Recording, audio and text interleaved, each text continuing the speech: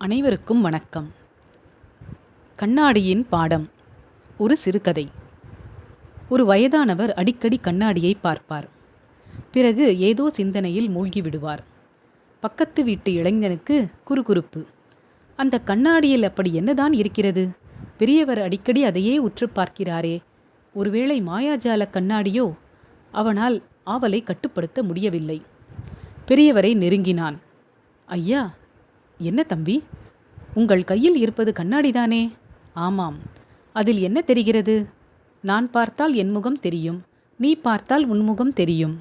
அப்படியானால் சாதாரண கண்ணாடிதானே அது? ஆமாம். பிறகு ஏன் அதையே பார்த்து கொண்டிருக்கிறீர்கள்? பெரியவர் புன்னகைத்தார். சாதாரண கண்ணாடிதான், ஆனால் அது தரும் பாடங்கள் நிறைய. பாடமா?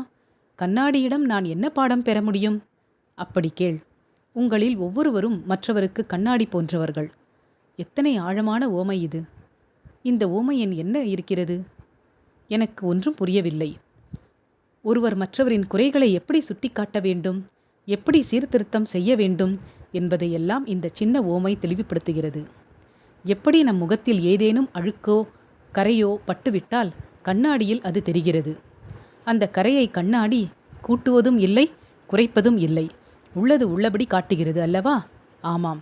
அதேபோல் உன் சகோதரனிடம், நண்பனிடம் எந்த அளவுக்கு குறை இருக்கிறதோ அந்த அளவுக்கு தான் அதனை சுட்டிக்காட்ட வேண்டும்.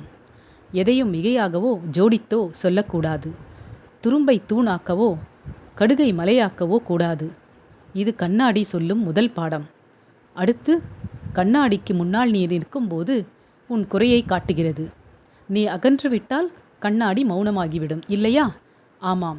அதேபோல் மற்றவரின் குறைகளை அவரிடம் நேரடியாகவே காட்ட வேண்டும். அவர் இல்லாத போது முதுகுக்கு பின்னால் பேசக்கூடாது. இது கண்ணாடி தரும் இரண்டாவது பாடம்.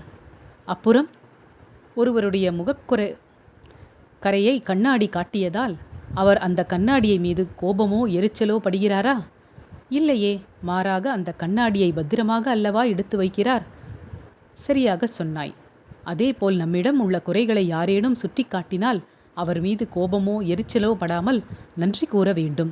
அந்த குறைகள் நம்மிடம் இருக்குமே ஆனால் திருத்திக் கொள்ள வேண்டும். இது கண்ணாடி தரும் மூன்றாவது பாடம். ஐயா, அருமையான விளக்கம். நீங்கள் கூறிய கண்ணாடி ஓமையில் இத்தனை கருத்துக்களா? அப்பப்பா, யோசித்தால் இன்னும் கூட பல விளக்கங்கள் கிடைக்கும் என்று அந்த பெரியவரிடம் சொல்லிவிட்டு அவரை வணங்கிச் சென்றான். நன்றி. வாழ்க வளமுடன்.